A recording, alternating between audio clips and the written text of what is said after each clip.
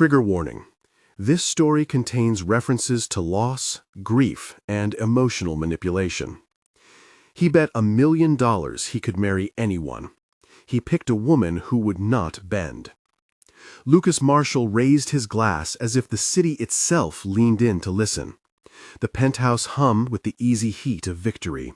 Crystal clinking, laughter like punctuation, the skyline a string of indifferent lights beyond the floor-to-ceiling windows.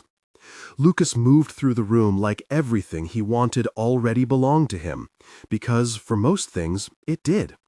Corporations bowed politely. Lawyers took his calls after dinner. Art collected in rooms that never saw the sun.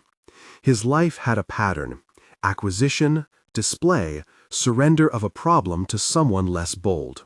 He called it efficiency. Others called it power.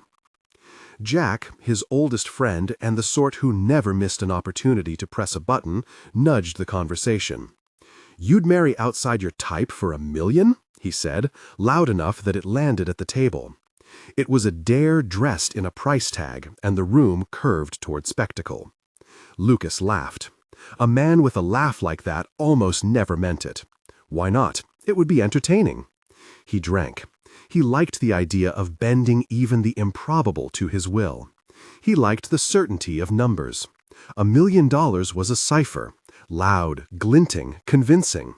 It was a promise that he could orchestrate anything, even the softness of an ordinary life. 6 months, Jack added. You stay married 6 months, no strings. You get the money if you can keep from divorcing her before then. No cheating, no secrecy. Public, married. Call it research. The room cheered. Beths were small crimes in their world, harmless displays of courage. They laughed at the audacity of it and then at Lucas for taking the bait. He chose a woman who made the bet look easy to the men who'd wagered on their certainty. He chose the woman no one thought he would, Chloe Richards. When Lucas first saw her, it was a matter of contrast. The restaurant was a curated kind of private. Low light, a pianist's fingers skimming a tune that existed to make people overhear how romantic they were. Chloe walked in like a secret that had learned to own rooms. She was solid in the calm way of someone who carried a weathered umbrella inside her bag and did not apologize for it. She was plus size, dressed in a coat that hugged her shoulders with deliberate comfort, not apology. Her smile was not a concession, it was a choice. Lucas expected nervousness, he hoped for flattery. Chloe offered neither. She extended her hand and it felt like a statement, steady, unblinking. Men in his circle reached for conquests. She grasped for agreements. "I know why we're here," she said, matter of fact, as if it had been agreed upon by ledger and calendar rather than bet and bravado. Her voice was the kind that refused to be folded into a pun. Lucas watched her like a man who had waited for the punchline. The wager had been his way to test boredom, and he was used to life responding in kind. He imagined her as an ornate trophy placed into his life for the novelty. Her confidence, quiet, unperformative, was an irritant he could not scratch away with money. Before the meal was over, they had made terms. Chloe's conditions were few and immovable. She would keep her autonomy. No financial strings, no public humiliation, no attempts at changing her. She would marry him on the understanding she could leave the moment she chose. Lucas would accept the arrangement publicly, because the thought of proving the room wrong thrilled him. "Call it a social experiment," he said. "We both walk away whenever we want." She smiled then, and it was their first small ceremony. "I have no interest in being a footnote in anyone's experiment," she said. "If you want a game, play it away from me." They signed the papers in a lawyer's office that smelled faintly of lemon and linen, a ritual that reduced vows to signatures and signatures to witnesses. It was quick, efficient, and Lucas left feeling amused and triumphant. For him, the marriage meant an audience and a trophy. For Chloe, it was a different calculus entirely, an entrance, not a surrender. If you like stories of justice and second chances, stay with this one. The early months were a study in collision. Lucas treated the marriage as he treated his acquisitions, an occasion for grand gestures. A pair of earrings once glinted against Chloe's hair, a thing of little consequence but presented as if it were a balm.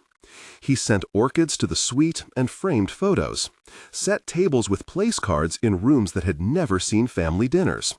Each thing was meant to elicit the particular gratitude people reserve for gifts that cannot speak for themselves.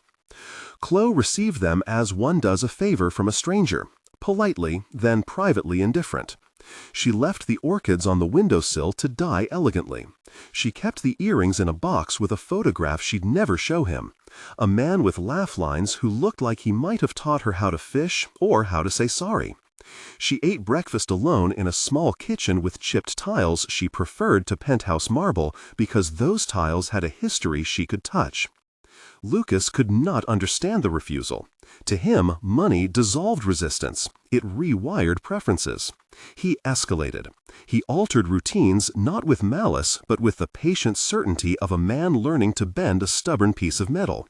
He canceled her plans with friends on the pretext of protecting her, scheduled social engagements she hadn't asked for, and quietly suggested changes in her world that were always framed as convenience. Chloe's response was quiet as a ledger, equally methodical. She accepted his hospitality where it made sense and refused the gifts that felt like cages. When he tried to take control of her calendar, she opened it, literal paper calendar with coffee stains and tiny handwritten notes, and handed it back with an unamused look. "These are my days," she told him, as if that ought to settle the matter. "You don't get to rewrite them." His entourage, the ones who had cheered the bet, nodded at his explanations and laughed at his jokes. They sensed a show, a bromance of power and rebellion, and they watched eagerly for a fall. The world outside the glass, clients, shareholders, the late-night hosts who saw theater in day, did not know there was a person inside that theater whose nerves were being scraped raw. And Chloe kept rituals. Each morning, she walked to a small cafe 3 blocks from the penthouse, sat by the window with a cup of strong, unsweetened coffee, and read. She carried a stack of papers, no legal briefs, but letters, invoices, small claims, things she handled on her own terms. Sometimes she would brush her fingers over a locket tucked under her shirt, where a photograph lived, yellowed at the edges. The photograph had a man in it and a small child, her father, and someone she had been, once, before grief had redrawn the outline of her life. She had reasons, hidden, private ones, that were not to be judged by bettors and men with pocketbooks. She kept herself steady by small acts, watering a pot of peonies in the penthouse garden when the city allowed, brewing tea at exactly the same time each night, answering phone calls from a woman who sold her handmade scarves. These were not performative. They were the scaffolding she needed.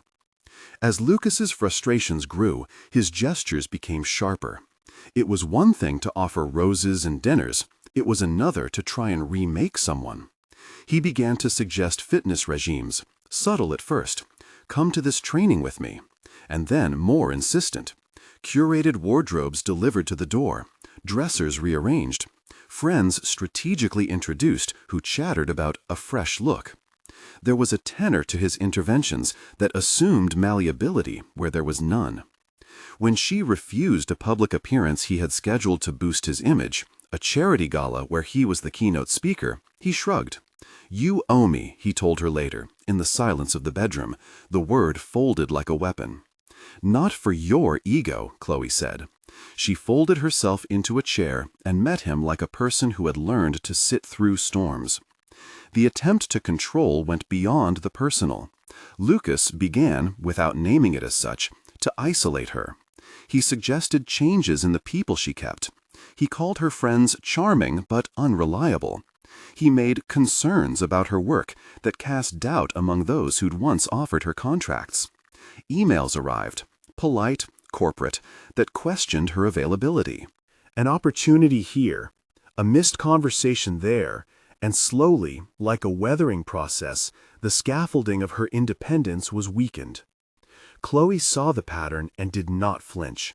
Her resistance was not loud, it was a practice.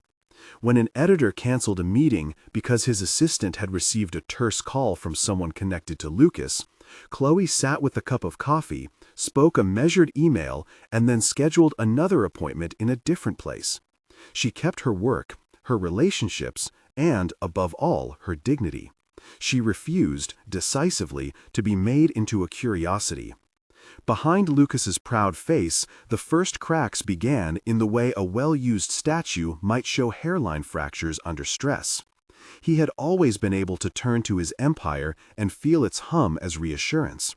But the marriage, for all its theatricality, required a kind of patience that no quarterly report could teach, the slow, flattening work of being present without command.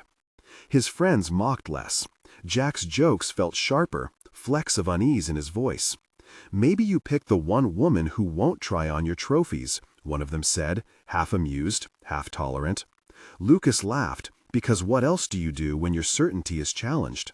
But at night, when the penthouse was only his and the city, he sat at the window and watched the lights blink, a man keenly aware of an ache he had not previously named.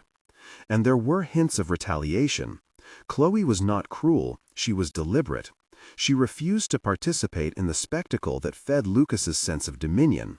She learned which of his public moves would sting, and she allowed those moments to cut where they would. Nothing illegal, no dramatic sabotage, just a refusal.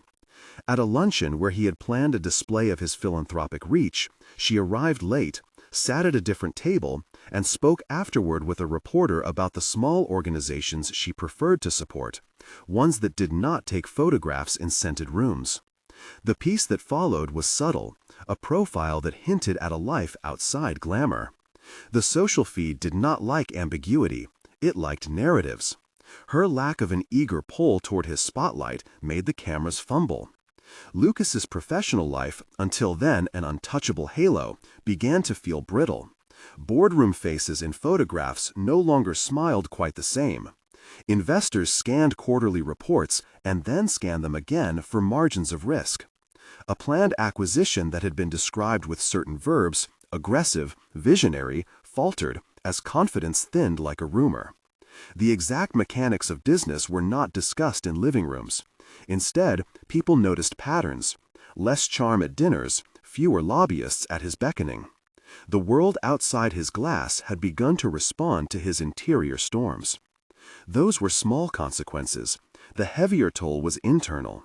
Lucas grew defensive in ways he had not before. He started to barge into rooms with accusations disguised as concern. He questioned her friends, checked calendars, and sometimes, on nights thick with rain, he hired a man to tell him what Chloe had discussed with others so he could catalog her conversations. Searching her life became another project, a problem to solve, a mystery to crack. It was the logic of a man who had always believed information would be obedience. Chloe discovered the surveillance because she had eyes where it mattered. A cleaner, a neighbor, an unremarked detail, and she chose to turn it into a lesson rather than a spectacle. She confronted him by the window, city lights like an indifferent audience, and said nothing about the methods. She made him see the temperature in his gaze. "You can't inherit what you didn't earn," she said. "You can't buy privacy with a ledger." That night he felt a new shame, not because she had exposed his actions, but because the exposure made him see what he had become. He apologized, clumsy and immediate, and she took the apology like one accepts a bandage, useful, not sufficient. "Apologies are small things," she told him. "They are the beginning of something, or they are noise." He wanted the beginning. He tried to perform it. He hired consultants to help him be better. He bought self-help books with crisp pages and insistent titles. He attempted humility at board meetings, awkward and mechanical. It hurt him to be humble because he had always equated power with identity. The first time he sat in a community meeting where people whose lives had intersected with his company's spoke without scripting, he felt raw and exposed. A woman whose home had been bought out to make way for a development, with a softness of voice Chloe had learned to recognize, described nights when the new job never arrived. Lucas heard it as if someone had taken a bell and rung it close to his ear. At home, he carried flowers, peonies when they were in season, white and unruly. He placed them on the table and watched to see what those petals would buy him. Chloe accepted them and arranged them with a certain gentleness. The peonies, in their fragile opulence, became a recurring note between them, a symbol that something delicate could survive being purchased and still hold meaning if handled well. Moments of connection began, tentative and brittle. He made coffee as she liked it, not because he'd been instructed, but because he'd noticed. He sat with her over small domestic tasks and avoided the worldly pauses where he might have offered solutions. There were dinners where he listened and did not lecture. He missed a meeting once, and the absence felt more human than the attendance of a man who never left his chair. These were small acts, but they were not showpieces. Chloe watched, skeptical. She had learned that gestures could be currency or camouflage. He had to prove not just interest, but change. Meanwhile, the wound at Chloe's core, something she carried like a dictionary with some pages missing, remained folded away. She did not speak of the hard things in the cafes or in the penthouse kitchen. At night, when the city quieted, she would sometimes open the locket and look at the photo.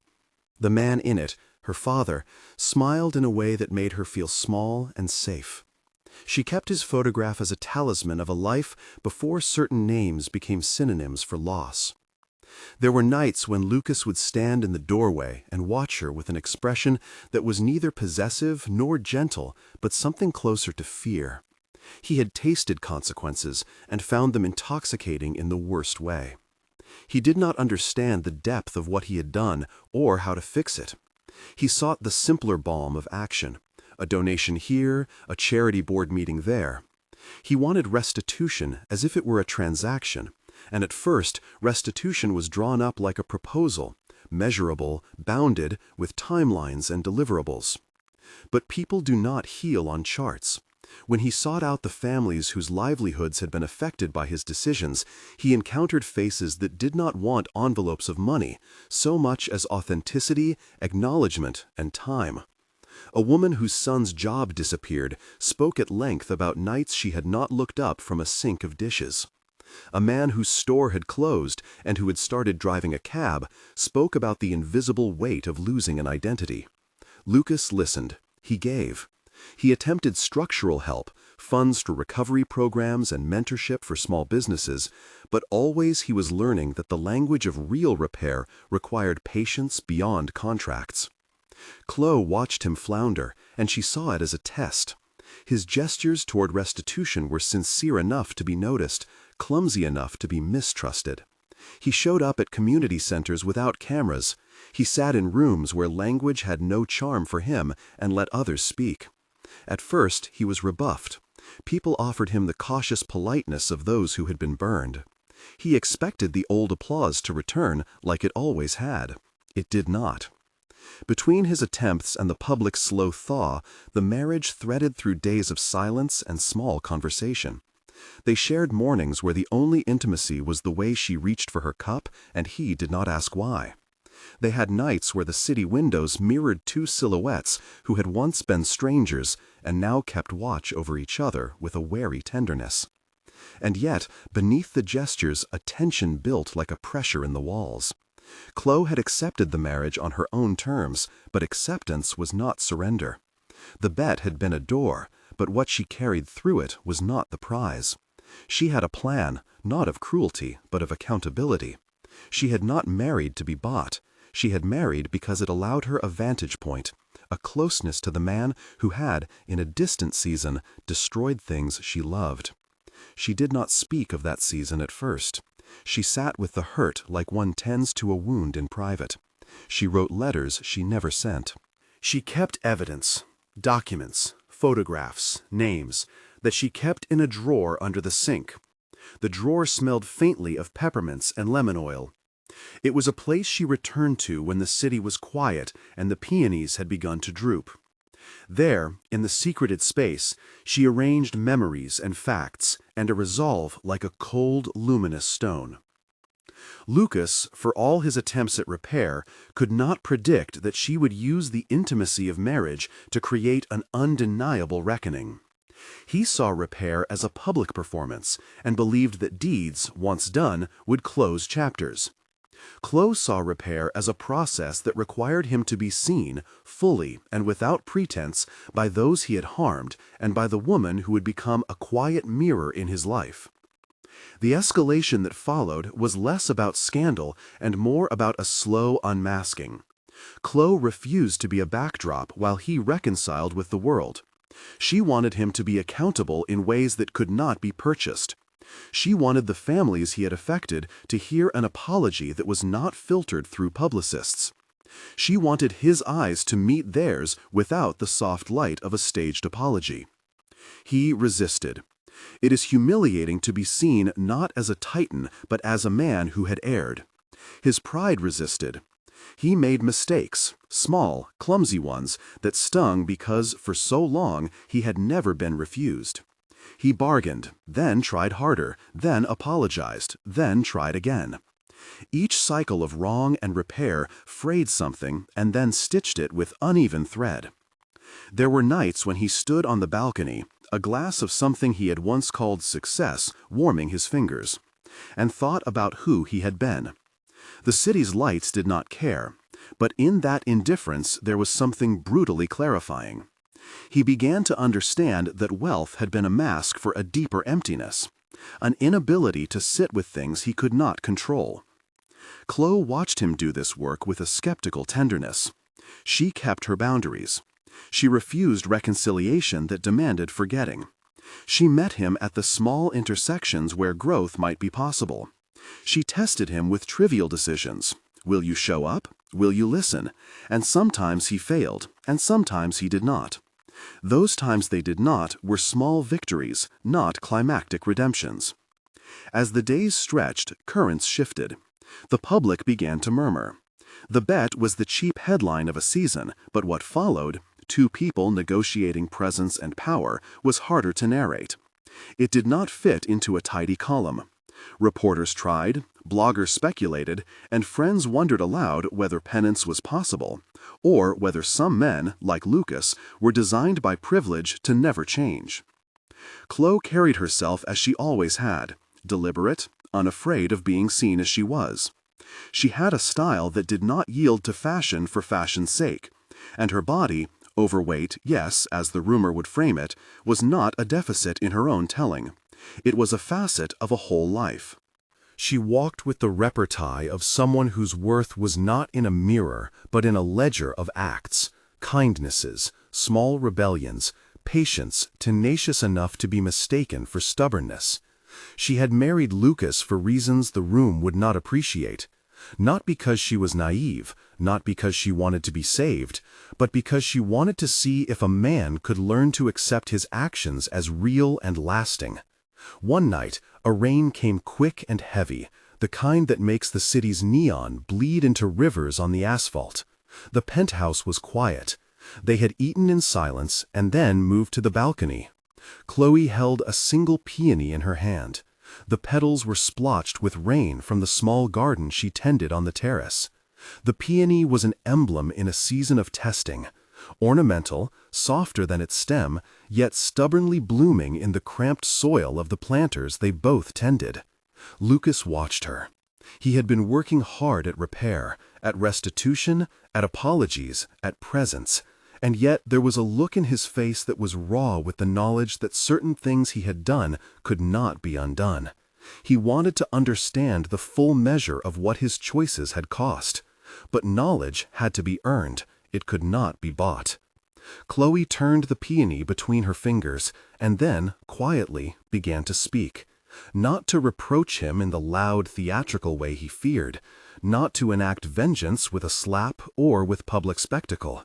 She would make him feel something more corrosive, the comprehension of the ruin he had sown. She would make him stand where she had stood and listen. He felt the moment arrange itself like a breath before diving. Outside, rain whispered against the glass. Inside, in the space between them, years of choices gathered.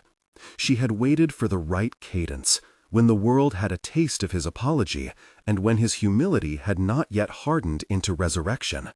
He feared what she knew. He feared that her revelations would be a slow vial of truth poured over him until he understood.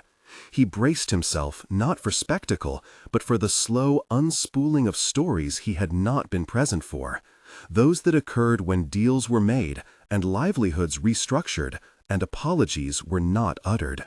Chloe inhaled the damp air, smelled of rain and peonies and something that had once been his favorite cologne, but that she no longer associated with warmth. She lifted the locket from under her shirt, the same one she kept in the drawer, and let its chain swing against her palm. She said simply, "There's something I have to tell you," and the penthouse, with its indifferent city skyline, turned very still. The confession she was poised to make would not be the end of everything, but it would be the beginning of a reckoning that had nothing to do with wagers and everything to do with consequence. Lucas's fingers tightened on the railing. For the first time since the bet, there was no bravado in his posture, only a tense, sudden humility. He had thought money could buy forgiveness and the right to instruct others in how to be thankful for a second chance. He had misread the world. Chloe's voice, when it came, was not theatrical. It was patient, and in that patience there was a blade. The rain intensified, an accompaniment to the story she carried in her mouth. She drew a breath and began to speak of a company that had been more than a ledger to a small town. She spoke of layoffs that were not numbers on a form, but hands that tied shoes solitarily in kitchens at dawn. She spoke of nights where a man she loved, her father, made himself small against the weight of losing work, and then how he stopped coming home the same way. She spoke of a pregnancy she had lost, a hush she had kept in a hospital room that smelled of antiseptic in winter. Lucas listened in silence at first. The words were not accusations dressed in sound bites, they were histories. Each sentence added a grain of weight to the room. Once revealed, the past did what past do. It reoriented the present. He felt something he had never been taught to handle, a culpability not abstract but textured and particular. When she paused, the rain was the loudest thing in the city. Lucas's mouth opened and closed like someone tasting a bitter medicine. For the first time in many nights, he did not think of the optics. He thought only of the damage. This is where their story will be tested. Lucas heard it first as a legal fact and then as a moral weight. The words Chloe had placed in the air, of layoffs and a man who had stopped coming home the same way, of a pregnancy gone quiet in a hospital room, settled like dust across every polished surface in his life. He could feel their grit against skin he had never thought to examine. At the window he stood as the rain traced lines down the glass, city lights smearing into watercolor as if the skyline itself were trying to wash him clean. He did not speak. His hands found the railing as if it were a ledge on which he might steady himself. The arrogance that had once come so easy now felt brittle, a brittle shell of something that had kept him afloat. For the first time, he registered the depth of what he'd done, in particular, not in the sanitized boardroom abstraction he had always used to justify choices. The night closed in on him, and with it a long fatigue that was not physical alone. He slept in short segments, and woke with an ache that had the shape of culpability. When he tried to form words of apology, they came out small, tentative. He had practiced apologies in mirrors and in boardrooms, where admission could be staged and forgiven by press releases. This was not a room for press releases. News of Chloe's revelation did not explode. There was no sudden front-page headline, but people who mattered noticed. Investors who had once mistook his charm for genius began to slow their nods at meetings. A planned acquisition stalled because more cautious questions were raised, because the men who used to call without hesitation found other reasons to delay. The ripple through his professional life was quiet but inexorable. Less access, fewer automatic yeses. He wore those small losses like an unfamiliar suit. At home, the dynamic shifted too. Chloe had not left that night. She had packed a small overnight bag and driven to the town where her father had once worked, where the memory of that man had texture and smell, and a tiny diner where the coffee was always served in chipped mugs. She left a note, calm, precise, that said she needed distance and space to decide what, if anything, would remain in the marriage. The note did not ask for his ego to be repaired. It asked for him to do work. He did what men of his temperament do when stripped of certainty. He began to act. At first, his actions were a scramble. Donations sent with glossy letters, scheduled visits to charity events that felt like performances he hoped would be forgiven. He learned quickly that this was not enough. The people who had been affected by business decisions did not want checkbooks and speeches. They wanted to be seen and heard and given time to make sense of the harm done to their livelihoods and their rhythms of life. A community center director in a town outside the city told him so with a straightforwardness that unsettled him. "You can give money," she said when he appeared with a project manager and a playback of corporate slides, "but people need someone to show up who will be present without an agenda." Her words were both a guide and a rebuke. He had expected to schedule a ribbon cutting. Instead, he found himself sitting at a kitchen table in a modest house across from a woman who had once run a small laundromat. She drank tea from a chipped floral cup and told him how a rent increase had forced her to close a business that had employed 3 people for 20 years. She spoke of nights when her children came home and asked why she couldn't pay for soccer lessons. Lucas listened. That listening felt like a new muscle being exercised painfully for the first time. Not all doors opened on the first knock. A father whose small construction business had been swept aside by a development financed in part by Lucas's firm shut his front door when Lucas arrived with a check and a bouquet. The man did not yell. He simply said, "We've lost more than money." It was a sentence that did not leave room for a handshake. Lucas left, hands empty, but for the sense that money, however large, could not reattach the things that had torn. These lessons were not cinematic. They were long and unmagnified. Lucas returned to the penthouse and sat with silence in ways he never had. He canceled dinners. He stopped taking calls that were not urgent. Where once he had filled time with people intoxicated by his celebrity, now he sought hours that felt like penance. He began to meet with advisors whose primary skill was not spin, but conversation. He read books not to add lines to speeches, but to try to understand human stories beyond balance sheets. Chloe watched these efforts with a wariness that was carved by history. She had not schemed to trap him in a loop of repentance for sport. Her choice to marry him had been to gain proximity to the truth, to force him into terrain where he could not hide behind press releases. There had been nights in the early months when the distance between them felt like a safer place to breathe. But she had also opened herself to something more complicated, the possibility that sustained action might change a man who had been hardened by privilege. Her own revenge had never been about spectacle. She had not hired investigators or staged humiliations. Her strategy had been to make the marriage a mirror in which Lucas could see the consequences of his empire in the faces of ordinary people. She had used her voice in public interviews to highlight organizations that worked quietly, and she had been relentlessly present to the small truths that fragile lives produced.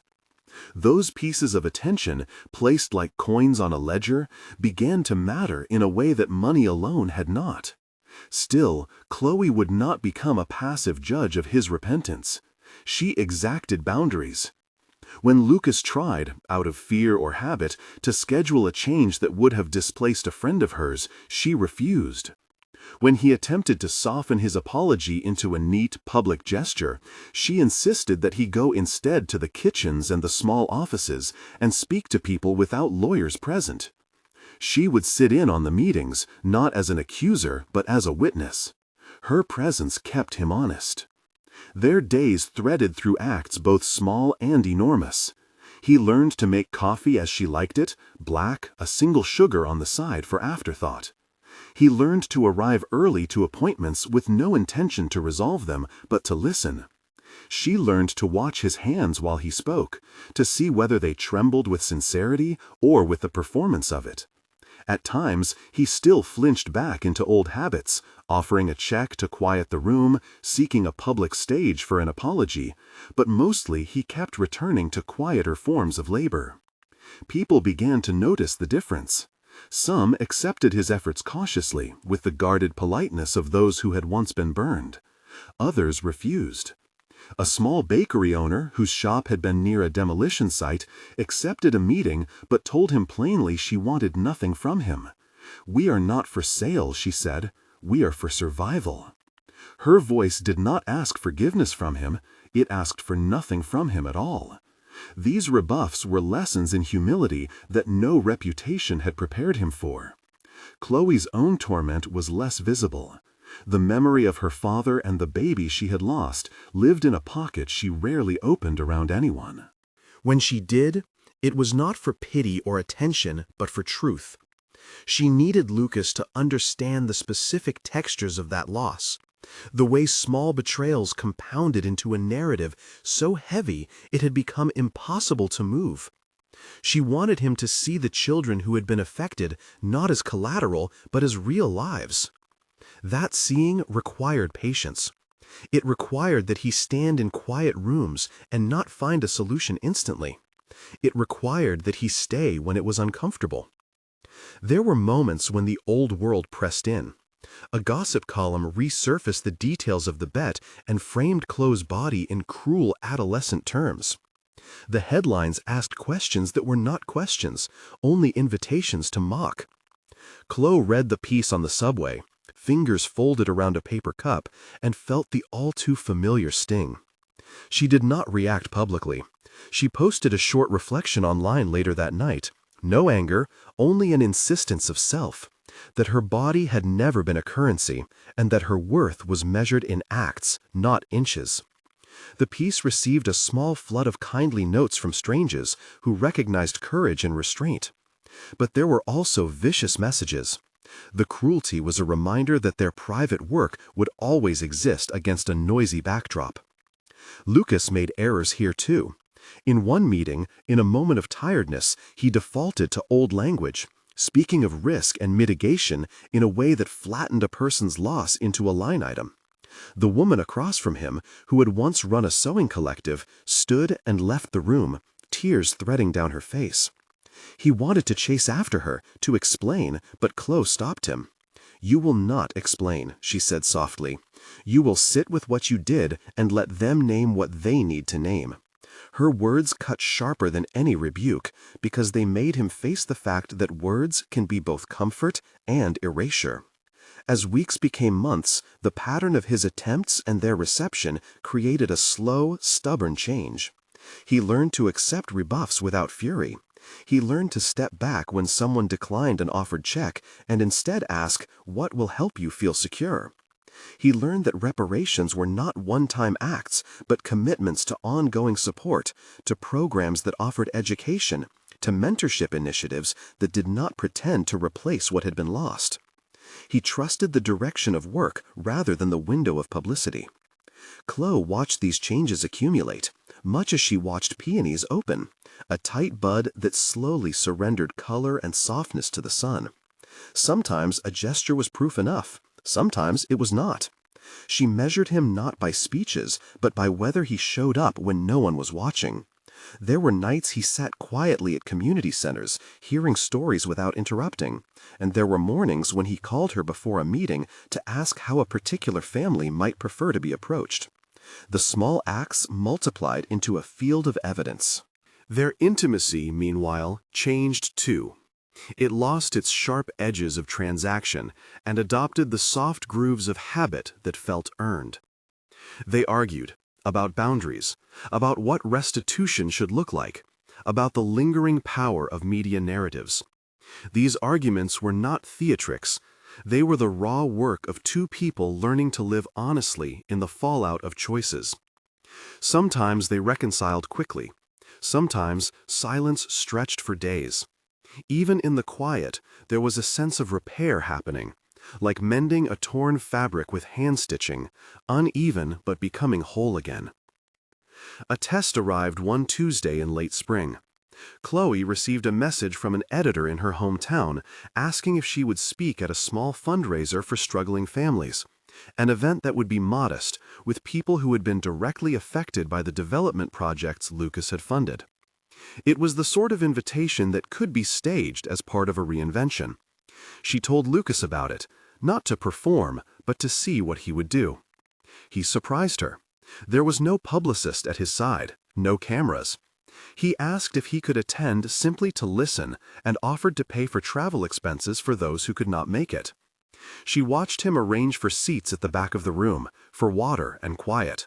He sat in the folding chairs next to people who remembered his name from glass front offices and stared at the cheap ceiling tiles like a man who could not yet find a comfortable posture in humility.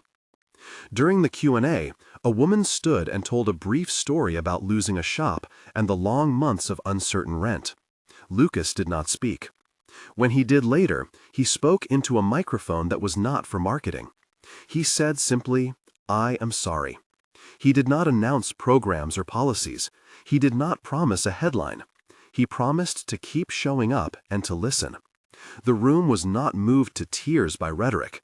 It considered the man in front of them and decided, quietly and at its own pace, whether to accept him. That evening, on the subway home, Chloe watched him fold and refold his hands. He smelled faintly of coffee and dust from the folding chairs. The city went by in streaks of light, and she put a hand on his arm. "You have shown up," she said. "That's not the same as forgiving, but it's something." He turned to her, and for the first time his eyes did not seek an audience. They were raw with the awareness of a man who had been schooled in consequence. "I want to be better," he admitted. "I don't know what better will look like, but I want it." She let the words settle. "Show me," she said. "Show me." The simplest test, the kind that required no ceremony. Time continued its slow work. There were setbacks. An editorial that framed the story in a spiteful light. A business partner who attempted to minimize the impact of Lucas's missteps. A verbal spat that reawakened old fears and kept them awake for a night. But there were also accumulations of small, steadfast acts that changed how people responded to him. The community center director allowed one of his programs to proceed on the condition that they be co-designed with local stakeholders, not as charity but as collaboration. A women-run bakery accepted a grant for equipment, provided the decision-making remained in their hands. These were not headline-worthy triumphs, they were steady work. Chloe's plan of measured accountability had its own cost. She sometimes found herself awake in the small hours, running through moments where she had been cruel in her restraint, wondering whether her insistence on making Lucas sit with the histories had hardened into a new kind of punishment. She had, after all, been the architect of this reckoning. She had to weigh whether her pursuit of justice had become a slow revenge that might corrode both of them. She reflected on that in the quiet of the penthouse kitchen, hands wrapped around a mug as steam rose in ghostly swirls. It was a moral question she did not answer with a fiat. She answered it by measuring outcomes and watching whether those outcomes restored life. One night, late, the city wrapped in an uneasy calm, Lucas did something that surprised even himself. He brought home a small, battered copy of a children's book he had read in the waiting room of a clinic in the town where Chloe had grown up. He had no plans for a speech or a photo. He simply placed the book on the kitchen counter and brewed 2 cups of black coffee the way she liked it. She found the book and the coffee and did not ask a question. They ate a small, simple dinner.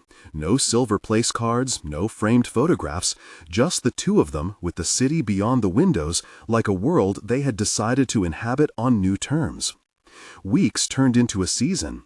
The marriage, deliberately planted as an instrument of accountability, was becoming something the two of them tended with both tenderness and vigilance. Chloe still withheld full trust. She had learned the necessary art of caution. But she also began to allow small openings, a tolerated touch here, a shared laughter there. Lucas learned to be present without pretense. He learned that love was not an acquisition, but a continuous, sometimes tedious practice. The day he asked for a second ceremony was quiet and without spectacle. He did not rehearse lines with consultants. He did not script the moment for magazines.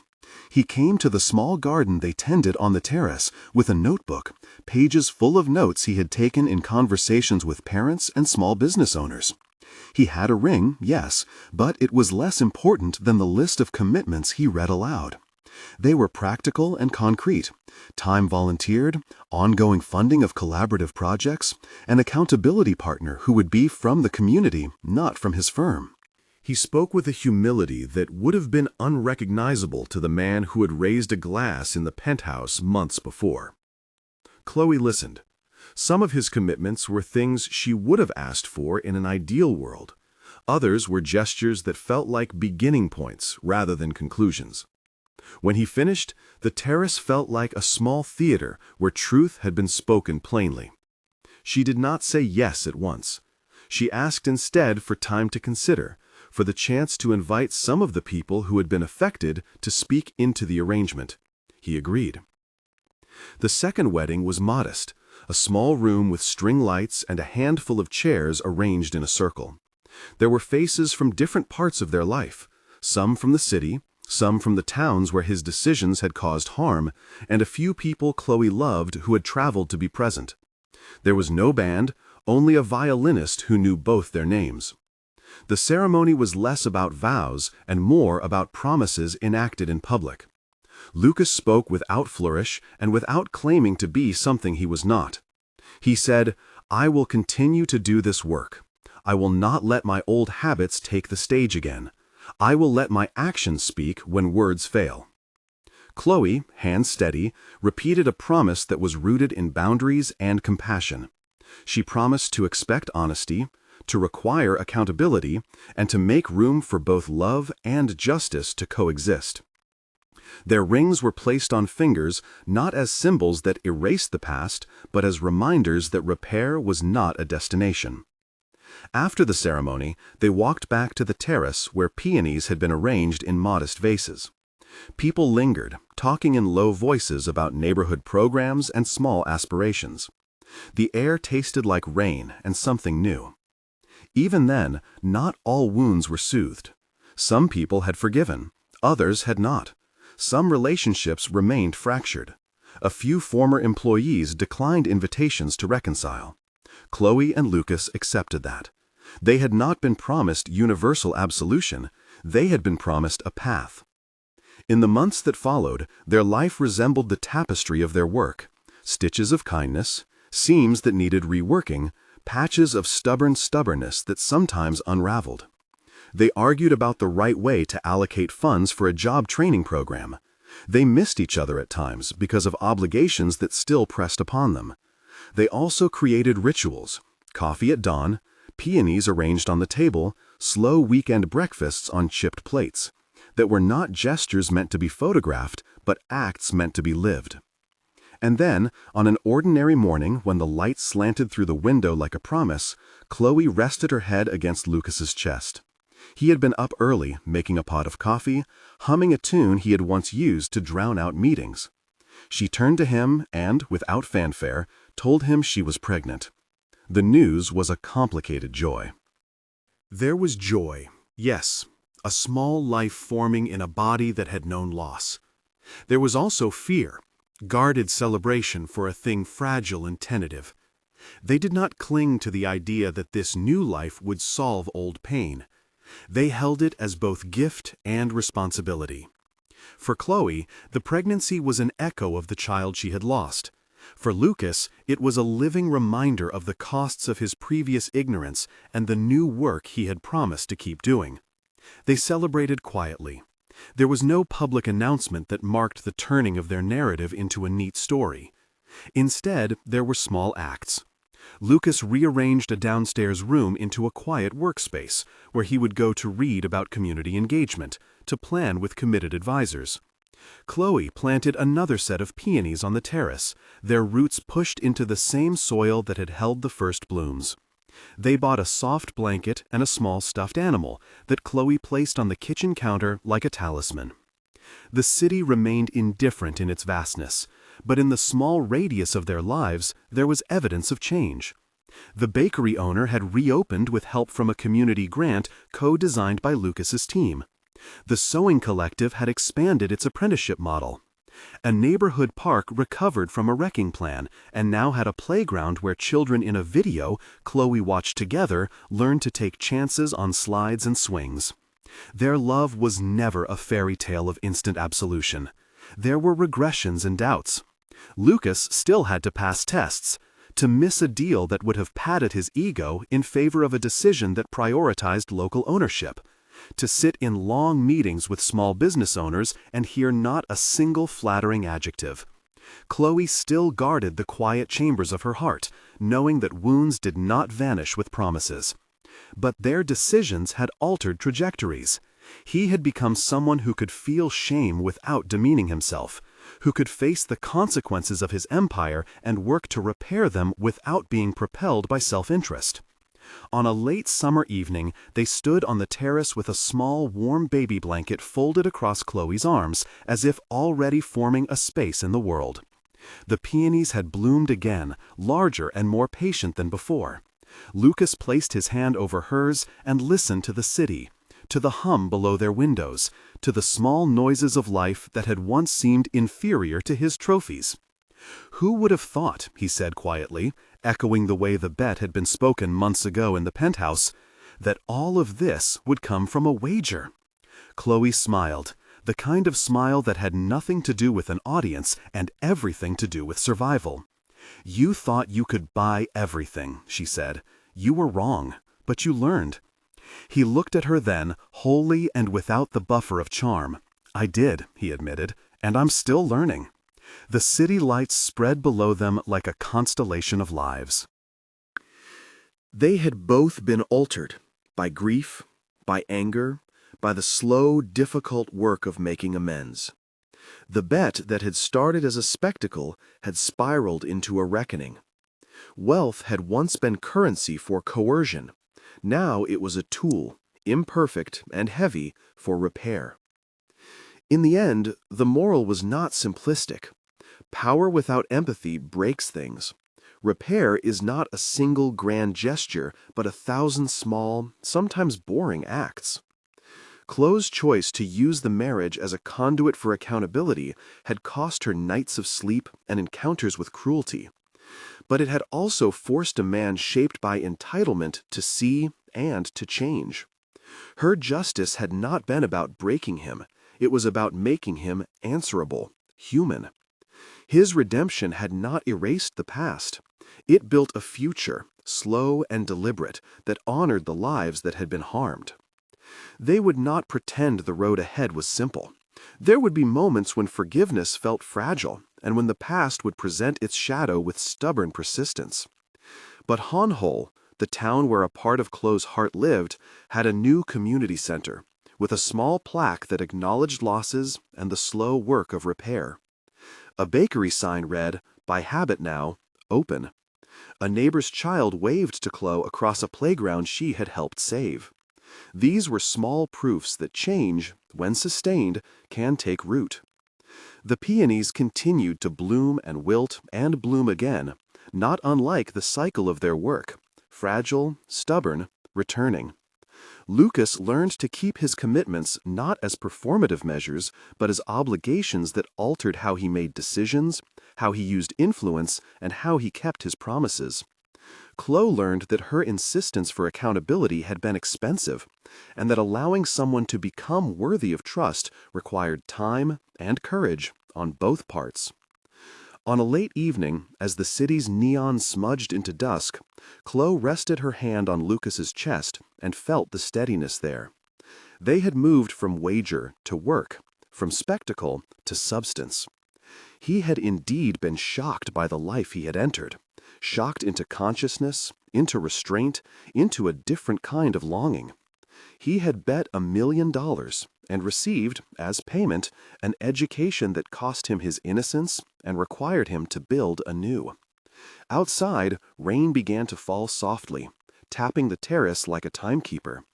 Inside, a cup of coffee cooled on the table. The peonies, watered, waited. If this story touched you, if you think about what justice and forgiveness look like in a world that often confuses wealth with worth, I'd love to hear what you think. Leave a comment. Did Chloe do the right thing by staying? Is forgiveness something that should be earned like this, or is it a grace that should be freely offered? Share your thoughts below.